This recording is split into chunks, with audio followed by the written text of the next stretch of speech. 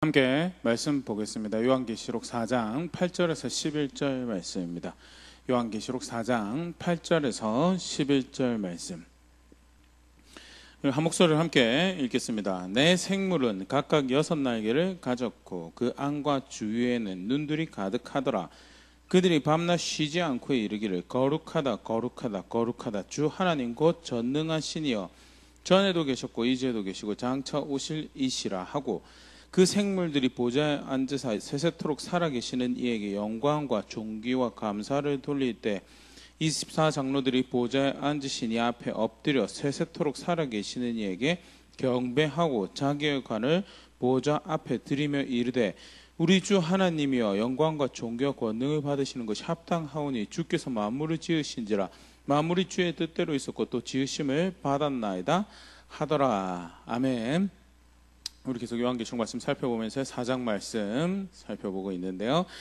오늘 우리가 함께 읽었던 본문 말씀은 일종의 4장의 클라이막스 같은 그런 장면이죠.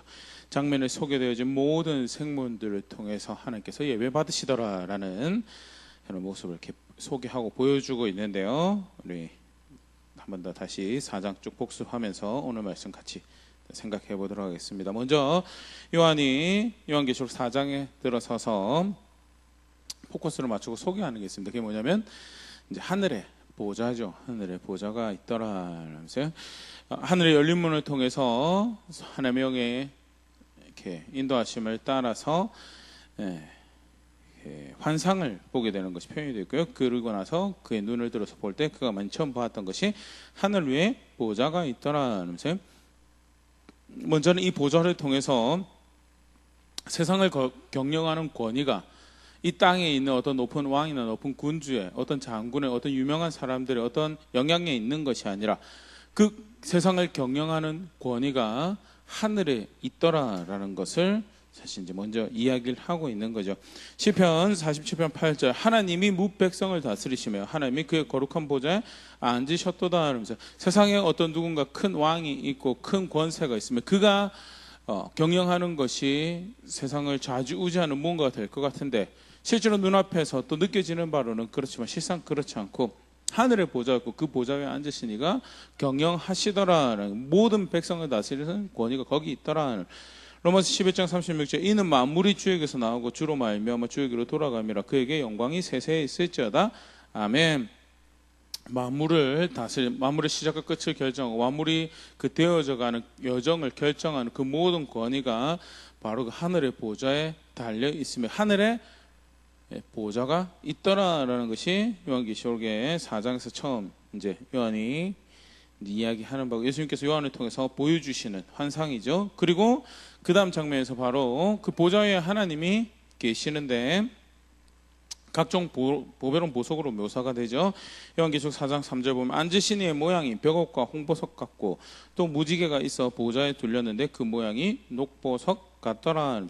자세한 보석의 이름을 아는 것도 중요하겠지만 사실은 이제 그 당시 표기랑 지금 표기랑 달라서 정확한 추정을 어렵다는 게 일반적 학자들의 의견이고요. 그럼에도 불구하고 우리가 분명히 볼 수 있는 것은 굉장히 가치 있는 보석들로 소개되어지고 있는 하나님이다는 그 당시 그 동시대 여러 사람들에 의해서 분명히 공감되어지는 비싸다, 중요하다, 소중하다, 가치 있는 것이다. 큰 값을 들여 지불해야 될 만큼 도드러지고 중요하고 위대한 존재다라는 것을 나타내는 보석들이 한두 개가 아니고 그것들로 드러나는 영광의 하나님이다 하면서 그의 거룩함이 그의 위대함이 그의 순결함이 그의 정의로움이 가치 있고 위대하고 화려하고 보석 같은 그런 영광스러운 하나님을 그렇게 이제 보석으로 소개를 하면서요. 더불어서 보통 이제 보석이 이렇게 가치가 있으면 이제 더 높은 기준을 가지고 금도 18K 금을 만들어내는 거랑 24K 더 이제 높게 순도가 더 좋은 금을 만들어낸다면 더 높은 기준으로 해서 그것의 가치를 측정하고 평가하는데 동시대에 의해서 가장 가치 있다라고 여겨지는 보석들로 소개되어지는 하나님의 모습은 더불어서 그의 거룩함이 그의 정의로움이 얼마나 높고 위대하신가에 대해서 그래서 특별히 4장 3절 홍보석 같은 경우가 그런 붉은색으로 드러나는 신명기 24장 24절도 그 사실 이제 다니엘 7장 같은 경우도 그 불이 사용이 되죠. 그런 하나님 높은 기준을 드러낼 때요. 내 하나님 여호와는 소멸하는 불이시요 질투하시는 하나님이시니라 하면서요. 그가 가치 있고 소중하고 고귀하고 거룩하고 그럴 뿐만 아니라 그 기준이 거룩함에도 가장 높은 거룩함으로 그 뜻을 펼쳐가시고 정의로움에도 공의로움에도 가장 높은 그런 정의로움과 공의를 펼쳐가시는 그런 거룩하신 분이시다라는 것을 이제 표현하는 방식이죠.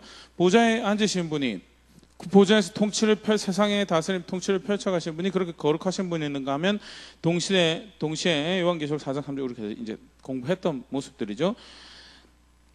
무지개로 표현되어지는 우리가 일반적으로 아는 이제 7가지 색깔로 표현되어진 그런 무지개가 아니라 녹보석과 같은 무지개로 굉장히 특별한 모습의 무지개인데 일반적으로 이해할 때 이제 하나님의 은혜와 자비로 우리 이해를 하죠. 통치 가운데 거룩하신 분이시고 정의로우신 분이시고 그 통치를 펼쳐가시지만 동시에 그 가운데 늘 그 자비하심과 사랑을 그 은혜로우심을 잃어버리지 않으시는 분이시다라는 것.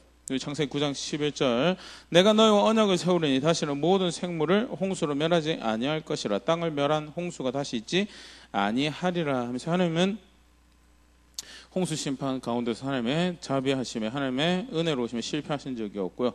그 이후 세대에서도 내가 다시는 홍수로 멸망시키지 않을 것이다라는 일종의 언약의 표시로 무지개를 이제 보여주셨죠. 그 무지개라는 똑같은 무지개라기보다는요, 그 똑같은 이제 모티프죠. 그런 이해로 보좌 주위에 둘린 무지개가 거룩하신 하나님이시면 동시에 그 은혜롭고 자비로우신 하나님을 표현하는 것을 보좌가 있고 그 위에 앉으신 하나님이 거룩하고 은혜로우신 분이시더라.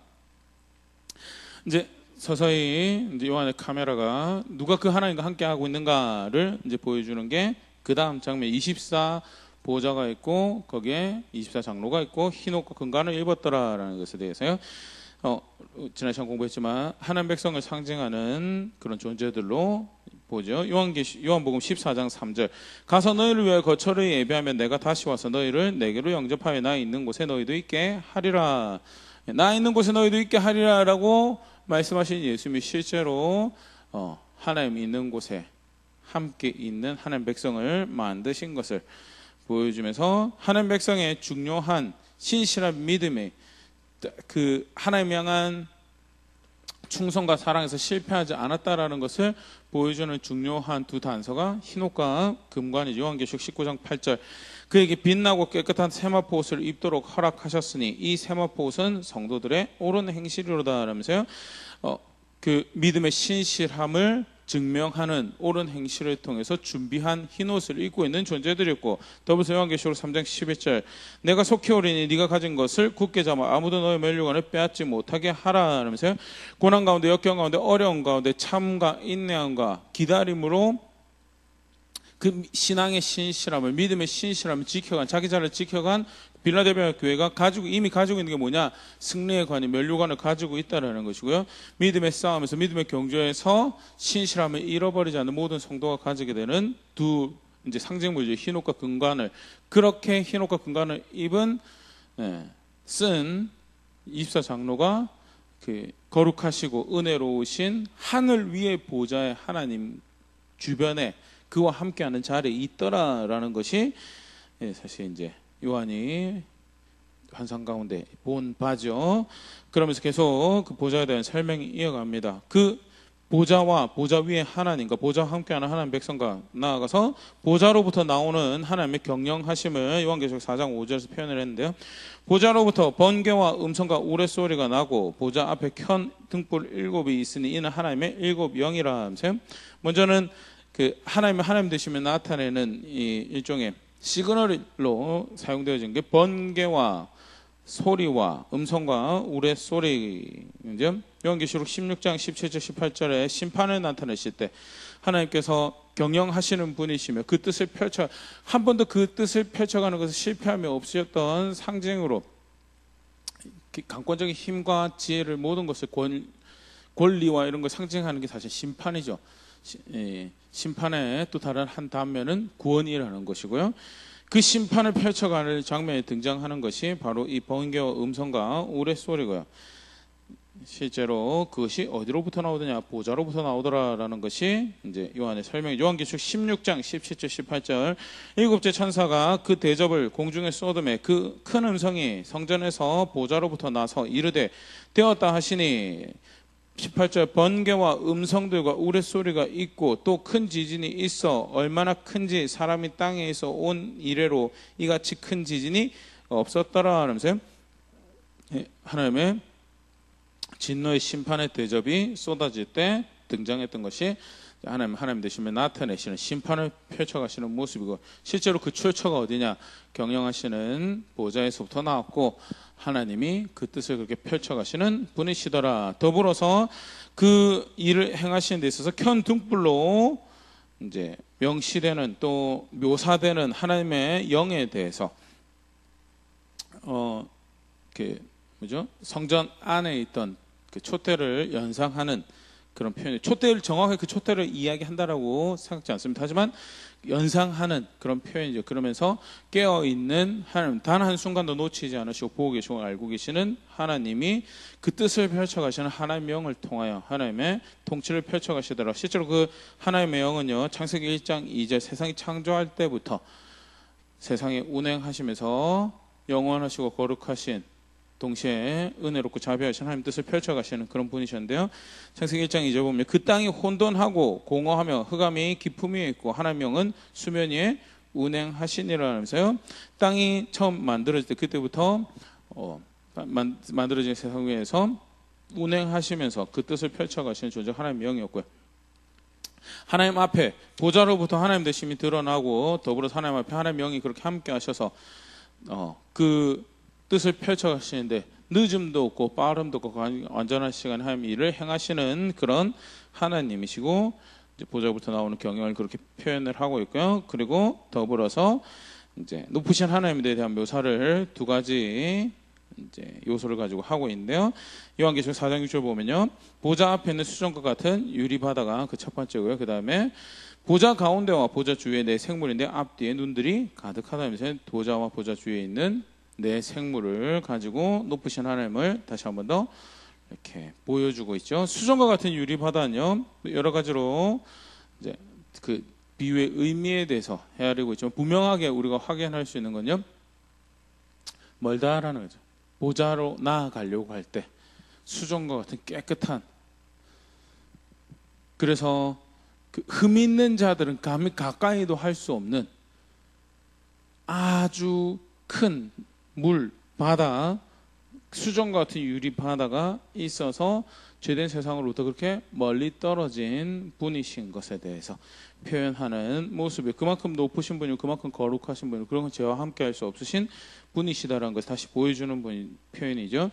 시편 5편 4절에서 6절 말씀은 주는 죄악을 기뻐하는 신이 아니시니 악이 주와 함께 머물지 못하며 오만한 자들이 주의 목전에 서지 못하리이다. 주는 모든 행악자를 미워하시며 거짓말하는 자들 멸망시키시리이다. 여호와께서는 피 흘리기를 즐기는 자와 속이는 자를 싫어하시나이다. 죄와 함께 머물지 못하며 모든 행악자를 미워하시며 거짓말하는 자를 멸망시키시고 피 흘리기를 즐겨하는 속이는 자를 싫어하시는 하나님이심을, 분명히 죄와 악과 그 모든 불의로부터 먼 하나님을 성경이 가르치고 있고, 실제로 이 수정과 같은 유리바다가 그러한 하나님의 모습을 다시 한번 더 분명히 보여주는, 정말 그 앞에 다 그 모든 더러운 것이 순식간에 들통나는 수정과 같은 아주 깨끗한 그런 바다가 펼쳐져 있고요. 그만큼 죄에서 먼 타락한 세상의 기준과 타락한 세상 방식에서 먼 하나님의 모습을 높으신 하나님의 모습을 보여주는 동시에 보좌 가운데 보좌 주위에 있는 네 생물을 통해서 그런 모습을 다시 보여주고 있죠. 눈들이 가득한, 그리고 이사야 6장에 등장하는 스랍과 같은, 에스겔에 등장하는 그룹과 같은 그런 높은 천사의 모습을 가지고 있는 네 생물로서 하나님의 뜻과 하나님의 일을 수행하며 그들에 의해서 높임 받으시는 하나님이시더라. 더더군다나 이 네 생물은요, 사자와 송아지와 사람과 독수리로 이렇게 표현되면서 만들어진 모든 세상에 의해서 섬김을 받고 그것들을 통해서 하나님의 영광을 나타내시는 높으신 하나님을 다시 연상시키는 동시에 우리 지난 시간에 살펴본 것처럼요, 그 각 동물로 상징되어지는 어떤 요소들을 통하여 하나님 통치를 펼쳐가시는 그 뜻을 펼쳐가시는 하나님의 모습을 또 보여주고 있는데요. 간단히 다시 살펴보면 시편 103편 20절에 능력이 있어 여호와의 말씀을 행하며 그의 말씀에 소리를 듣는 여호와의 천사들이 여호와를 송축하라 하면서 능력이 있어서 하나님 능력을 펼쳐가는 존재로 천사가 소개되어지고 있고요.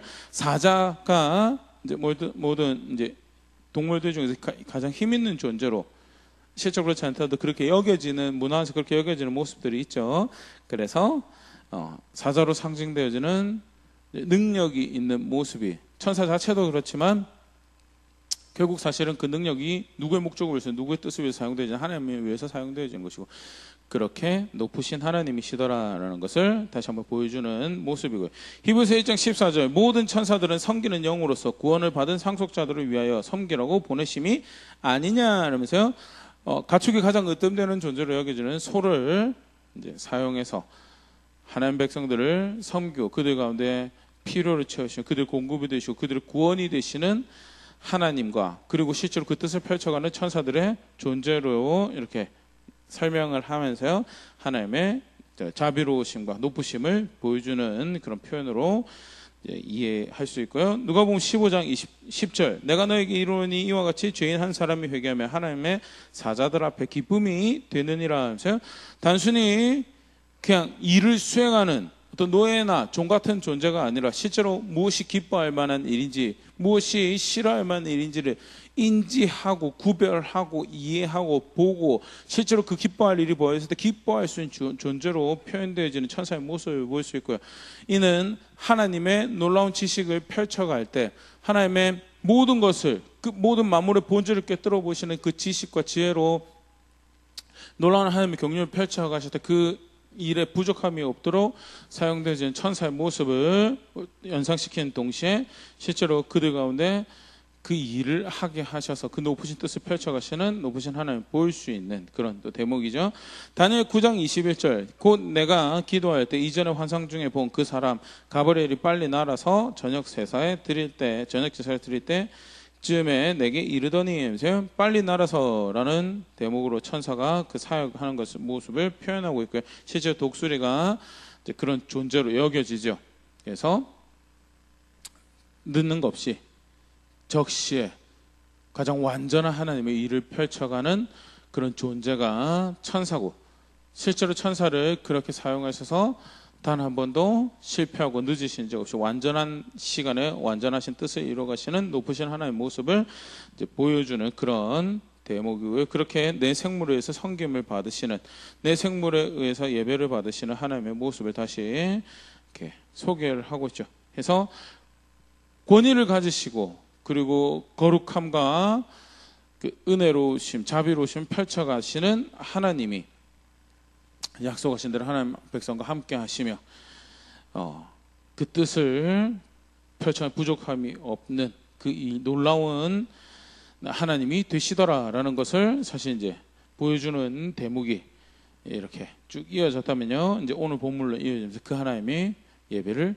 받으시더라. 그 모든 그 영광을 아는 이들에 의해서 내 생물을 통해서 입사 보좌에 앉은 장로들을 통해서 예배를 영광을 경배를 받으시더라라는 것이 실제로 이제 실제 그런 존재를 안다면 그런 하나님을 안다면 마땅히 어떤 반응이 그 앞에 있어야 하는가를 사실 이제 보여주는 그런 모습인 것과 동시에 이 글을 읽는 독자들에게 이 하나님은 너의 하나님을 안다면 너희가 어떤 반응을 가져야 돼, 어떤 자세를 가져야 할 건지를 소개하는 그런 대목이죠. 뭐 해야 되느냐는 그 하나님 섬기고 그 하나님께 합당한 영광을 합당한 찬사를 합당한 감사를 드리기 위해 살아가야 되는 것이 그것이 그 하나님을 아는 존재들의 당연히 맡겨진 이 걸음이고 그 삶의 목적이고 방향이다라는 것을 보여주는 대목이고 이 장면에서는 사실 클라이막스와 같은 그런 부분이죠.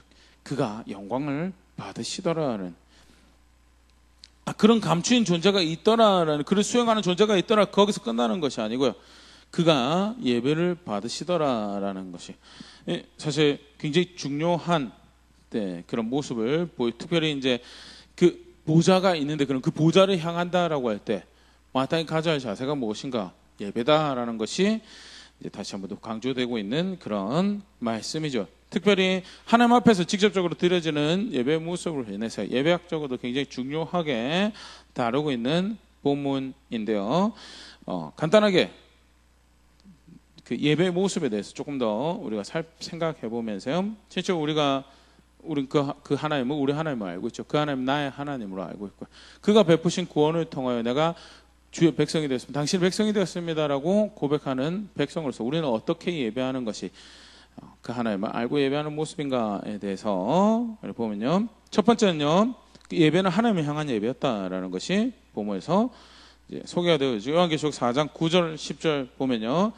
다음 시간에는 그들이 했던 고백에 대해서 조금 더 포커스를 맞춰서 본다면요, 외형적인 모습에 대해서 같이 생각을 해보면요, 요한계시록 4장 9절 10절 다시 보면요, 그 생물들이 보좌에 앉으사 세세토록 살아계시는 이에게 영광과 존귀와 감사를 돌릴 때 그들의 예배가 누구에게로 향했느냐?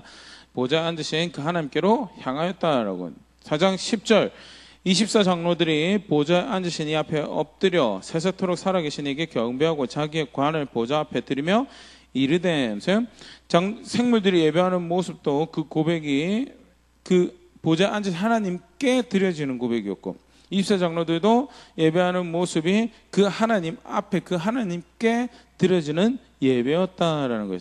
당연히 예배는 하나님께 드리는 거죠. 그럼 구체적으로 어떻게 그 모습이 묘사되어진 한 세 가지로 짧게 생각을 해보면요. 먼저는 그들의 예배가 단순히 엎드리고 어떤 고백을 외치고 영광과 존귀와 감사를 돌립니다라고 하는 거기서 끝난 것이 아니라 그들의 자세가, 그들의 상태가, 사실 예배라는 것이 이렇게 정의를 한다고 할 때 어떤 행동으로 정의하지 않죠. 마음의 자세라고, 상태다라고 그렇게 이야기를 하는데요. 사실 그 모습을 보여주는 게 10절에서 우리가 볼 수 있는데요. 보면 엎드려 경배하고라는 표현이 두 개가 등장을 합니다. 사실 신약에서 경배하다라고 할 때 또는 예배한다라고 할 때 가장 많이 사용되어지는 단어가 프로스쿠네오라는 단어가 있는데요. 프로스쿠네오 단어 자체가 사실 가지고, 이 본문은 사실은 뒤에 경배하고가 프로스쿠네오라는 단어가 사용되어진 건데, 이 프로스쿠네오라는 단어가 그 본래 단어 자체가 사실 가지고 있는 의미가 엎드린다라는 의미를 가지고 있습니다. 그래서 많은 본문에서는 엎드려 경배한다라고 번역을 할 때 실제로 프로스쿠네오라는 단어가 하나만 사용되어지는 경우가 왕왕 있는데요. 그렇다 하더라도 틀린 게 절대 아니죠. 왜냐하면 단어 자체가 엎드린다는 의미를 가지고 있고 또 예배한다는 의미를 가지고 있기 때문에. 그런데 이 본문에서는 이 두 개를 구분해서 사용하고 있어요. 그러니까 그들이 엎드렸다, 핍토라는 단어를 먼저 엎드렸다는 이 표현을 사용할 때 사용을 하고 있고요. 그리고 경배한다라고 할 때 프로스쿠네오라는 단어를 사용해서 두 개를 구분해서 사용하고 면서 엎드렸다라는데, 근데 엎드린 게 뭘 하는 거였냐? 경배하는 거였다. 하나님 예배하는 건요, 하나님이 향해서 예배한다라고 하는 건요, 엎드린 것만 가지고 되는 게 아니죠.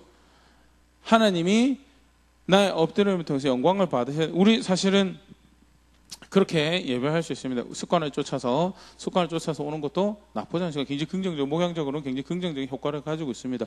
적어도 그 시간에 내가 예배해야 될 것을 인지하고 있고요.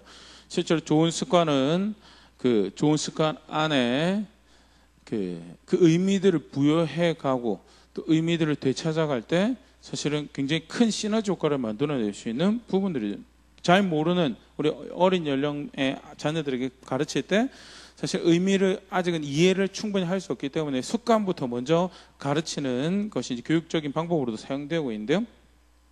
하지만 그것이 그냥 습관으로만 남는다면 안타까운 선배들의 본을 따라가는 그런 모습이 되죠. 예배도 마찬가지죠. 예배도 안식이 되면 습관적으로 제사하러 갔고 아침 저녁에 제사를 드린 시간에 또 기도 시간에 가서 하루 2번 내지 3번 기도하고 좋은 습관입니다. 나쁘지 않습니다. 하지만 그것이 아무런 의미 없이 그 시간 되면 갔기 때문에 그냥 갑니다. 뭐 하러 갔습니까? 그냥 하던 거라서 갔는데요. 절대 아니더라는 거죠. 오늘 본문에서 보면요, 엎드렸다라고. 엎드렸는데 왜 엎드렸느냐? 경배하려고 엎드렸고, 그들이 엎드려서 한 일은 뭐냐? 경배했다는, 예배하는 것은요, 엎드리는 게 예배하는 게 아니고요, 예배하려고 자세를 가지고 하나님밖에 없습니다. 나에게 찬사를 받으셔야 되는 유일한 대상이고, 나는 당신을, 그래서 예배는 상태고 마음의 자세다라고 그렇게 정의를 하는데요. 시편 73편 25절에서 28절, 73편 죄송합니다. 73편 25절 28절 말씀, 예배하는 자의 마음의 자세를 잘 보여주고 있죠. 하늘에서는 주 외에 누가 내게 있으리오, 땅에서는 주밖에 내가 사모할이 없나이다. 내 육체와 마음이 쇠약하나 하나님은 내 마음의 반석이시오 영원한 분기이시라. 무릇 주를 멀리하는 자는 망하리니 음녀같이 주를 떠난 자를 주께서 다 멸하셨나이다. 하나님께 가까이함이 내게 복이라. 내가 주 여호와를 나의 피난처로 삼아 주의 모든 행적을 전파하리이다.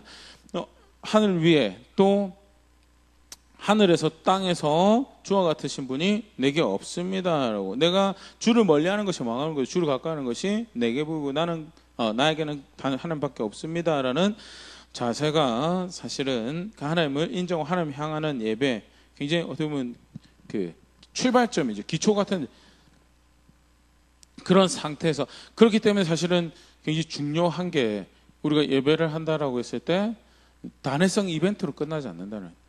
갑자기 교회에 와가지고 주일날 스위치를 넣어요. 그러면 마음의 자세가 준비가 됐어요. 또 예배하려는 상태가 됐어요. 절대 그렇게 되지 않죠. 그래서 이제 매일의 경건이 굉장히 중요한 거고요. 매일의 경건이 개인적으로 하기에는 힘든 분들을 돕기 위해서 사실 교회에서 마련한 방법들이 이제 수요일날, 금요일날 한 번씩 더 모이는 그런 곳으로 한 주 내내 하나님 백성으로 하나님 앞에 살아갈 수 있도록. 그러면 주일날 와서 모여서 함께 예배한다라고 했을 때 그 하나님을 향하는 마음을 쉽게 가질 수 있는 거고, 하나님을 생각해내고 마음과 생각으로 하나님을 향하는 그런 자세를 가지는 것이 더 용이하기 때문에, 목양의 도움으로 사실 수요일, 금요일 없이도 잘할 수 있으면 안 모여도 되죠. 안 모여도 되고요. 뭐 다른 여러 가지 방법들을 할 수 있습니다. 그런데 그런 왜 굳이 그렇게 모여서 하는가? 계속해서 예배하는 백성으로 있기 위해서 하나님 어떻게 해서든 기억해내고 그가 행하신 일들을 기억해내는 그런 자리에 있기 위해서 사실 도움을 드리기 위해서 하는 거고요. 또 아직 준비가 조금 더 이제 어떤 식으로 하면 더 잘 될까 고민을 하고 있는데, 그 토요일 날 저녁에 가정 예배로 또 모일 수 있으면, 사실 모여서 함께 예배할 때 공예배만 예배인 건 아니죠. 근데 뭐 예배할 때 쉽게 하나님을 향할 수 있는 그런 자세와 상태를 가지게 도움이 되고요. 굉장히 긍정적으로 생각을 하고 있고요. 또 우리 경건의 훈련을 위해서도 굉장히 좋아서 가능한 한 빠른 시간에 교회에서 그런 일들을 하려고 하는데요. 왜 그런 것들이 필요한가? 예배가 하나님을 향해서 드려져야 되고, 그렇게 하나님을 향하려면 뭐 하시는 분이신지, 어떤 일을 하셨는지, 어떤 분이신지를 빨리 인지해내고 빨리 기억해내고 그를 향할 수 있는 상태가 되어져야 되는데, 그래야지 예배가 되는 거죠.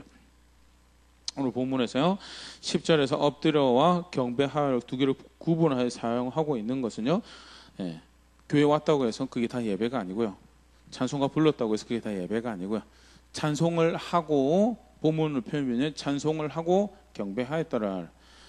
말씀을 앞에 서서 말씀을 통해 하나님을 향하고 말씀을 통해 주를 존중하고 경배하였더라라는 것이 그게 성경에서 말하는 예배다라는, 그 하나님 향한 예배다라는 거에 대해서.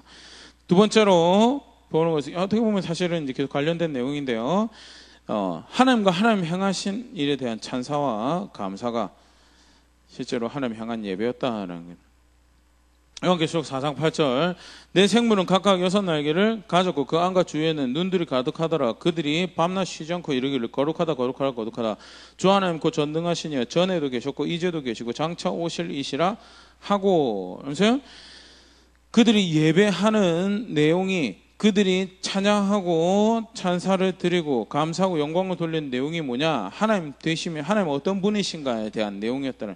요한계시록 4장 11절 주 우리 주 하나님이여 영광과 존귀와 권능을 받으신 것이 합당하오니 주께서 만물을 지으신지라 만물이 주의 뜻대로 있었고 또 지으심을 받았나이다 하더라.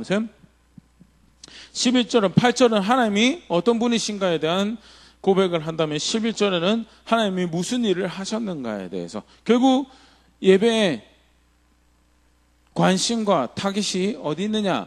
하나님께 있는 거에 대해서. 당연하죠, 예배는. 근데 실제로 안 그렇습니다. 오죽했으면 논문도 제가 대학생 때죠. 대학생 때 공부하면서 이렇게 굉장히 감명 깊게 이렇게 봤던 논문 중에 하나가 성령으로 드려지는 설교라는 그런, 기억이 맞을 거예요. 성령으로 드려진. 그래서 설교 자체가 하나님께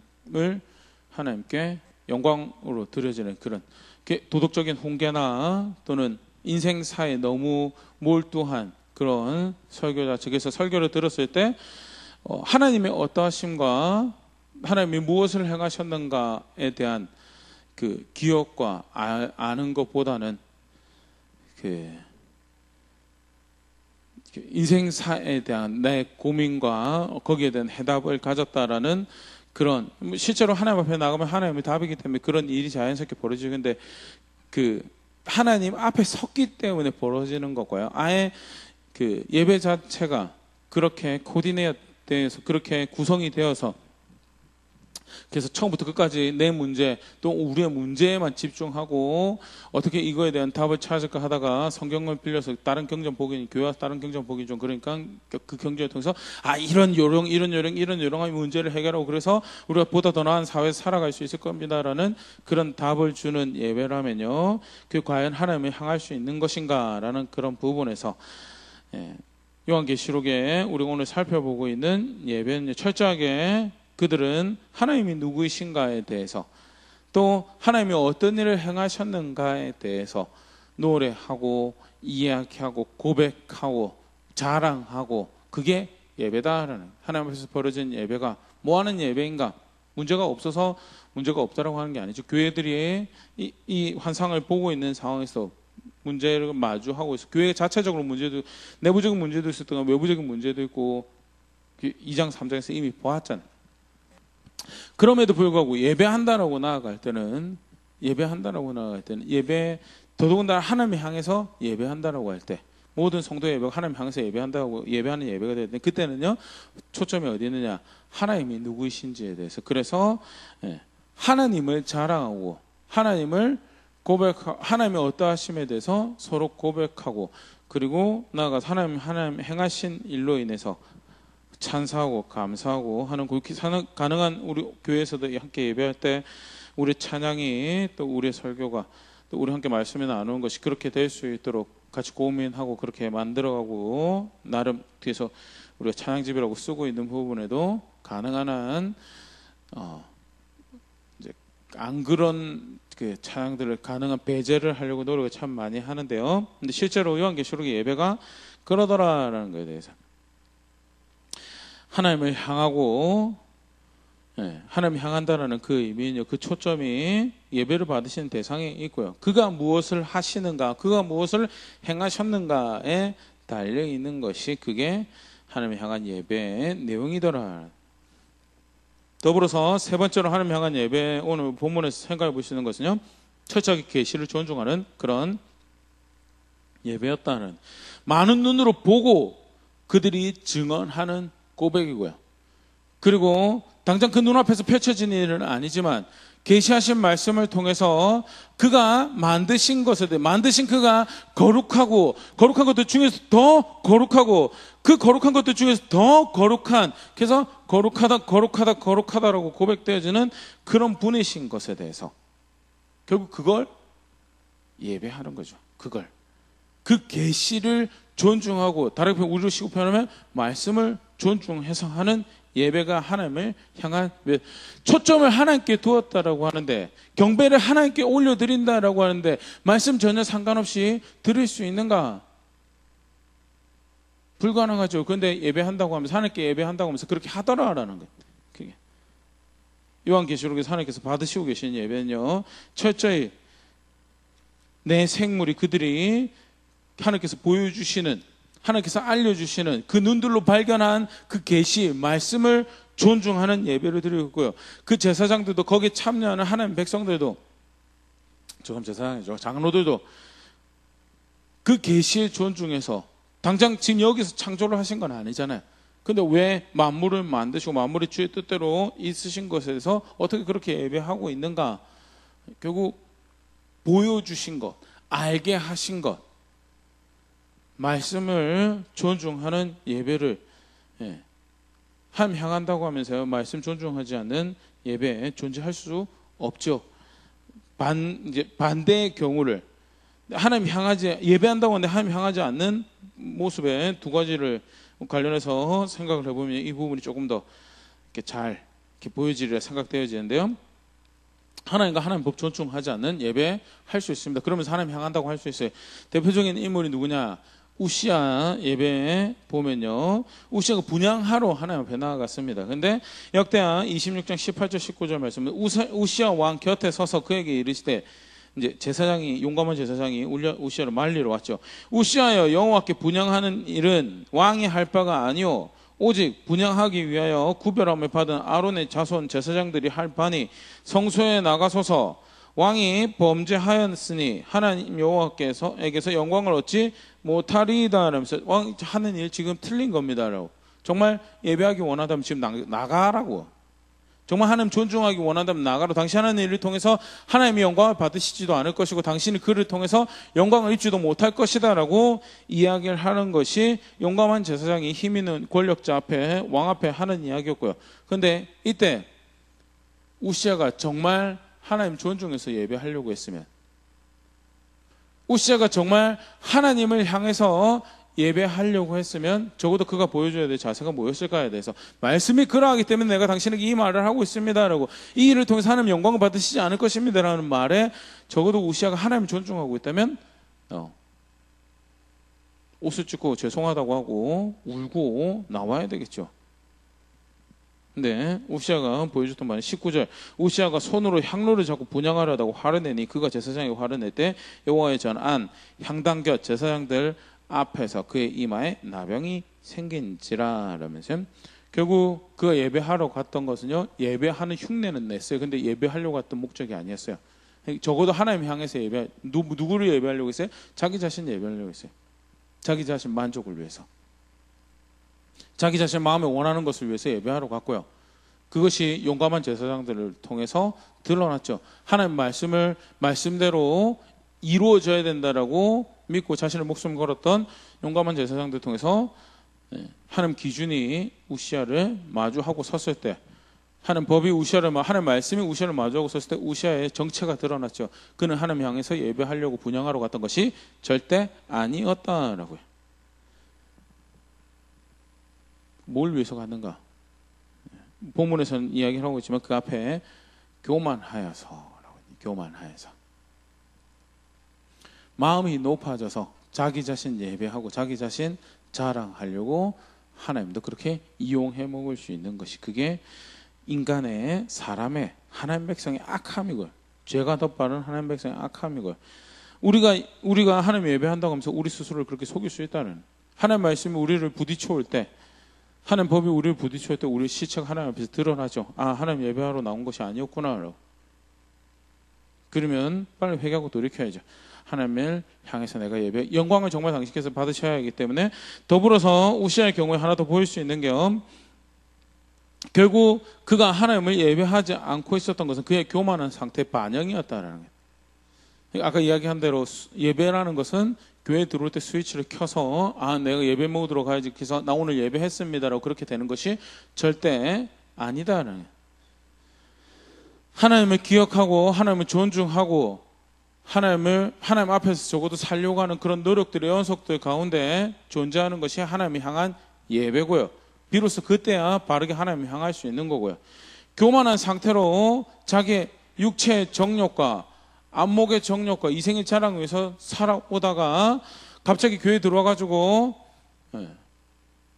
예배해야지 스위치 켰는데 그렇게 안 되죠.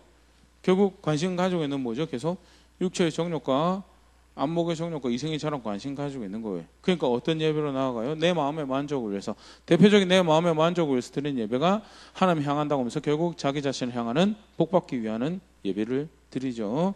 이사야 1장 13절 14절 헛된 재물을 다시 가져오지 말라. 분향은 내가 가증히 여기는 바요. 월삭과 안식일과 대회로 모이는 것도 그러하니 성회와 아울러 악을 행하는 것은 내가 견디지 못하겠노라. 그 이사야 사실 많이 살펴봤죠. 많이 살펴본 내용이라서요. 하나님께서 이사야 시대에 바르게 드리던 제사에 대해서 기뻐하지 않으셨어요. 제사 자체에 대해서 기뻐하시지 않은 것이 아니고요. 제사하는 사람들 때문에 그 제사를 받지 않으신, 왜 어떻게 했길래 제사는 바로 지냈어요.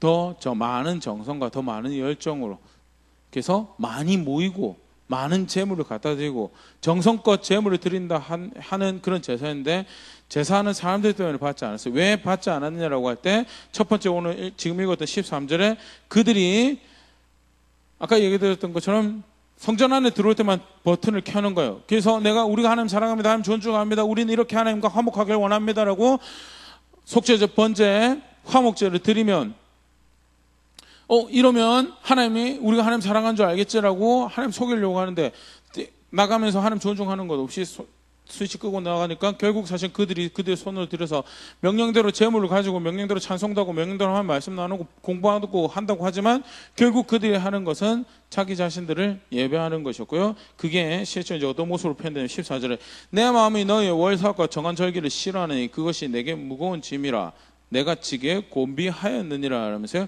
마치 뇌물 가지고 오는 것처럼 이렇게 하니까 우리 잘 봐주십시오라고 하는 거죠. 왜 그들이 그렇게 예배하는가? 결국 자기 욕심으로 예배했다는 거예요. 자기 자신을 격려하고 자기 자신을 도전하고 자기 자신을 원하는 것을 향해 더욱더 열심히 나아가기 위해서 예배했다라는 거죠. 결국 뭐예요?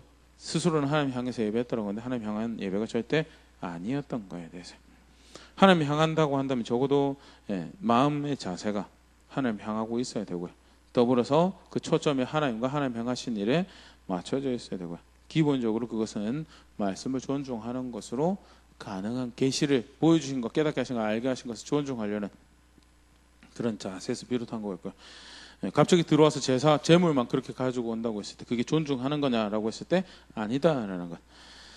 왕왕 우리가 가끔 그런 이야기 합니다. 히브리서 말씀 인용해서 은혜를 구하러 예배하러 오죠. 은혜 받아야죠. 목양적 관점에서 그거라도 하면 다행이다라는 그런 이야기를 합니다. 그래서 그런 이야기도 서슴없이 이야기를 하는데, 엄격하게 따지면 오늘 본문에서 우리가 살펴본 예배는 은혜 받기 위해서 나오는 예배는 존재하지 않습니다. 하나님 살아계셔서 예배하는 자들이 실제로 하나님 예배하고 그렇게 높임 받아야 대상을, 충분한 감사를, 합당한 감사를 어떻게 하면 돌려드릴까라는 그런 고민으로 성전 문을 지나서 예배하러 하나님께 나오는 자들에게 하나님 살아계셔서 각 십년 각 마음에 하나님 역사하셔서 하나님 앞에 서는 그런 은총 가운데 하나님께서 깨닫게 하시는 것들, 누리게 하시는 것들이 있죠. 왜? 그거는 하나님께 살아계신 거, 하나님께 나아가는 것. 목적 자체가 그게 아니죠. 예배는요, 은혜를 구하며 나가는 거예요. 뭐 예배 목적도 은혜를 받기 위해서 나가는 것도 절대 아닙니다. 히브리서 표현에 그런 말씀 분명히 존재합니다. 네. 근데 히브리서 표현을 조금 더 우리가 정확하게 읽으면요, 히브리서 4장 16절인데 그러므로 우리는 긍휼하심을 받고 때를 따라 돕는 은혜를 얻기 위해 은혜의 보좌 앞에 담대히 나아갈 것이니라면서, 단 하나도 사실은 예배에 대한 언급이 없는 겁니다. 그냥 은혜 보좌 앞에 나아간다라는 것 때문에 예배를 한다라고 이야기하는 게, 사실은 엄격하게 히브리서 4장 16절에 아예 도와달라고 나가는 성도의 자세를 이야기를 하는 거죠. 은혜를 구하고 간구하고 간청하고 도와주십시오 하는 자세를, 왜냐하면 그가 긍휼하신 분이시고 그가 우리가 겪었던 인생의 걸음들을 이미 걸으신 분이 다 알고 계시는 분이니까 그가 우리를 충분히 긍휼히 여기실 수 있는 분이고, 그래서 인생 여정 걸어갈 때 하나님 백성을 살아가는 것에서 문제가 발생할 때 그냥 도와줄 아무도 없는 이처럼 그냥 그러고 스스로 포기하고 좌절하고 낙담하고 거기서 하나님 백성 살아가는 거 접업지 말고 도와주시고 충분히 긍휼히 여기신 분 계시니까 거기 도와달라고 나가라고. 그분이 은혜를 베푸실 거다라고. 그 이야기를 하는 거지, 예배가 은혜를 구하기 위해서 나아갈 것을 이야기하고 있는 게 절대 아닌 거에 대해서. 물론 예배할 때 하나님, 아까도 얘기했지만 예배할 때 하나님 살아계시니까 하나님 일 하십니다. 그런데 그게 우리가 생각하는 우리 주관적인 기준에서 이야기하는 은혜가 아닐 수도 있어요. 실제로 살아계신 하나님 앞에 섰을 때 요한은요, 죽은 자처럼 엎드려졌다라는 게 요한의 반응이었어요. 이사야 같은 경우도요, 나름 굉장히 준수한 그런 상태 선지자의 이사야인데도 화로다라고, 나 저주받았다라고, 나 저주받은 사람인데 내 이런 존재를 내가 속이고 있지 모르고 추악하게 말하고 합당하지 않는 그런 자리에 있었다라고 이야기하는 것이 이사야의 고백이었어요. 살아계신 하나님 앞에 설 때요, 우리가 생각하는 은혜, 속칭 그냥 간판하게 생각하는 은혜 받았다라고 이야기하는 것, 그런 일, 그런 일보다도 훨씬 더 분명하게 이제 실제 살아계신 하나님 앞에 선다라고 할 때 가지고 와야 될 자세로 이야기하는 게 사실 회개죠. 진짜 그 거룩하신 하나님 앞에 섰다라고 한다면 요한의 모습도 이사야의 모습도 비단 환상이지만 그래도 그 살아계신 하나님 앞에 섰다라고 할 때 가진 자세가 그런 모습이었던 것은요, 절대 예배의 동기가 은혜가 될 수 없고 하나님 앞에 선다고 했을 때 어떤 뭉클한 감동이 있을 거라고 기대하고 서는 것은요, 사실은 하나님 향한 것이 아닐 수 있는, 굉장히 우리의 자세를 변질시킬 수 있는 그런 모습일 수 있는 거에 대해서 문제가 있는데, 그러면 스스로 속이는 겁니까? 아니죠. 정직하게 나가는 거예요. 시편 기자들의 고백들도 사실, 근데 개인적으로 너무나 고민이 많이 돼서, 문제가 커서, 사건이 커서 그럴 수도 있죠. 그런데 그럼에도 불구하고 시편 기자들의 고백을 보면요, 토로합니다. 문제에 대해서, 아픔에 대해서. 그럼에도 불구하고 결론은, 그게 하나님 앞에서 바른 자세라면 결론은 어디로 가냐면, 우리가 아까 읽었던 73편이 대표적인 고백이죠. 그래도 내가 사모할 자 하나님밖에 없습니다. 문제가 문제라서 내가 그렇게 이야기하는 게 아니고요, 의지할 자, 그래서 내가 어떻게 해서든 하나님만 더 가까이 하기를 원합니다라는 고백이, 내 문제가 이렇게 산더미 같더라도 하나님은 하늘에 계신 분이시고 그가 영광을 받으셔야 되게 내가 기뻐하기로 선택합니다. 뭐 그런 비슷한 류의 고백으로만 이렇게 마무리되어지는 게 고난 가운데, 역경 가운데 고백하고 있는 시편의 고백이고요. 어떻게 해서든 사실은 초점을 하나님께 두려고, 그가 행하신 일에 초점을 두려고 하나님 앞에 나아가는 것이, 그게 경배하는 바른 모습이고요. 그래서 철저하게 초점은요, 하나님하고 하나님 행하신 일에 맞춰줘야 되는 것이, 그게 예배의 바른 모습이고요. 더불어서 실제로 그렇게 한다라는 그런 일종의 사인이죠. 계시를, 말씀을 존중하는 그런 자세가 있는 게 하나님을 향한 예배다라는 걸 본문 통해서 간단하게 생각해 보았고요. 실제로 하늘의 하나님을, 그 놀라운 하나님을 안다라는 것은 예배로 귀결될 수밖에 없다라는 것, 말씀을 다시 돌아보면서요, 나는 어떻게 해서든 그렇게 합당한 감사를 하려고 하는, 그렇게 내가 그 하나님을 알고 있는 것을 고백하는 자리에 있었던가, 그런 부분도 한번 생각해 볼 수 있으면 좋을 것 같고요. 간단하게 살펴봤지만 나의 예배는 어떤 예배였는가? 내 예배는 어떤 예배? 오늘 이번 주도 또 같이 모여서 예배할 텐데, 적어도 이 예배가 하나님 향한다고 한다면 어떤 예배가 되어야 될 것인가에 대해서 예배 인도하는 사람들도 고민해야 되겠죠. 하지만 예배 참여하는 사람으로서 내가 어떻게 해야 될 것인가, 그런 부분들 같이 고민해 볼 수 있으면, 모였을 때 예배뿐만 아니고요, 또 실제로 매일매일 개인이 하나님 앞에 서는 그런 경건의 연습들을 이어가죠. 그렇게 할 때 내 예배는 어떤 예배여야 할 것인가? 정말 하나님만 안다고 한다면 어떤 자세가 바른 하나님 백성이 그 하나님을 아는 자세일 건가? 오늘 말씀 가지고 다시 돌아볼 수 있으면 좋을 것 같고요. 네. 분명한 기준이 있습니다. 해왔던 것보다 더 중요한 법이 있고 해왔던 것보다 더 중요한 하나님의 말씀이 있고요.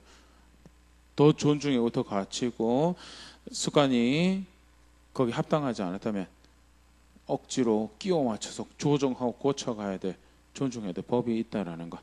우리가 예배를 공부하고 또 알아가는 자리에서 실제로 우리가 그것을 존중하고 익혀가는 통해 우리는 그렇게 하나님을 압니다라는 것을 고백하는 그런 제가 될 수 있으면 좋을 것, 그렇게 함께 빚어져가는 교회 될 수 있으면 좋을 것 같고요. 그렇게 함께 자라가는 우리의 예배 될 수 있으면 좋을 것 같습니다.